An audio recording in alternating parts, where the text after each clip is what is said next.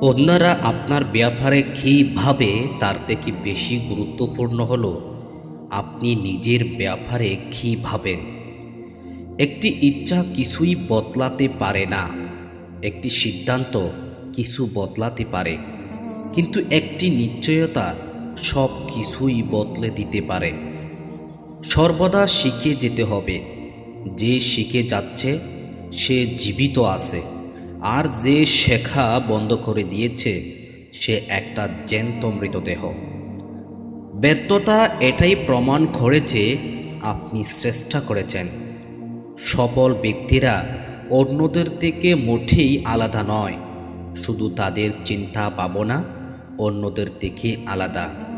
আপনি চাইলেও এই জীবনের খেলায় আউট হতে পারবেন না ততক্ষণ অবধি যতক্ষণ না আপনি মাঠ ছেড়ে পালিয়ে না যান। দুনিয়ার কোনো শক্তি আপনাকে হারাতে পারবে না যদি আপনি এই পিসে টিকে থাকেন। মধ্যস্থতা একটা খুবই বিপজ্জনক জায়গা। আমরা এর মধ্যেই আটকে থেকে যাই।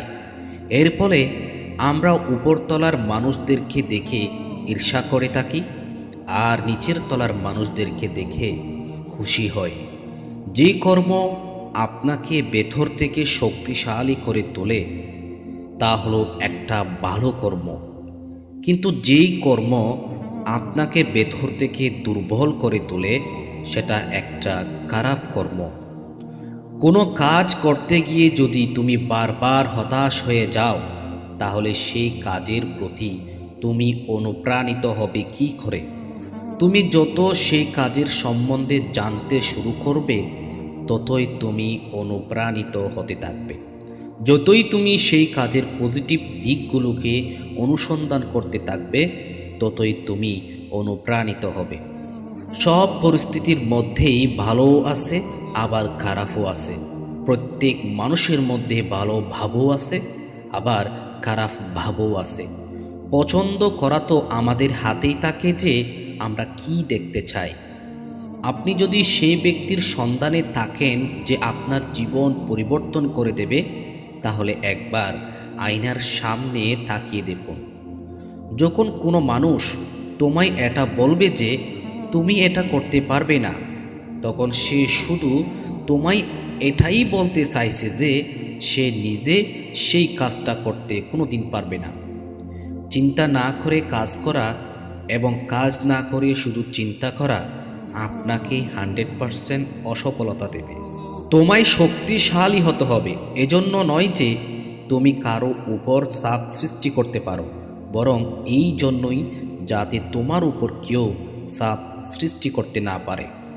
জীবনে যদি কিছু করতে চাও তাহলে সত্যিটা বলো, ঘুরিয়ে ফিরিয়ে কথা বলো না। মনে রাখবে, প্রত্যেক বড় কিছুর শুরুটা ছোট দিয়ে হয়। শেখার উপর মনোযোগ দাও, উপার্জনের উপর নয়। উপার্জন সর্বদা ভবিষ্যতে হওয়া সম্ভব, কিন্তু শেখা শুধু বর্তমান মুহূর্তেই হয়। তাই শেখার উপরে মনোযোগ দাও, উপার্জনের উপর নয়। যখন আমরা অন্য কাউকে পরামর্শ দিতে থাকি, তখন আমরা ভালোই পরামর্শ দিই, কিন্তু যখন আমরা নিজেরাই সেই পরিস্থিতির মধ্যে পড়ি, তখন বোকার মতো কাজ করতে থাকি। প্রথমবার যদি তুমি জীবনে কোনো ভুল করে থাকো, তাহলে সেটা আদতে কোনো ভুলই নয়, কিন্তু সেটাকেই যদি তুমি বারবার করতে থাকো, তাহলে সেটা একটা ভুল। হাজারটা নয়, আপনি যা করতে চান তার জন্য একটি বড় কারণ খুঁজুন, সেটাই যথেষ্ট।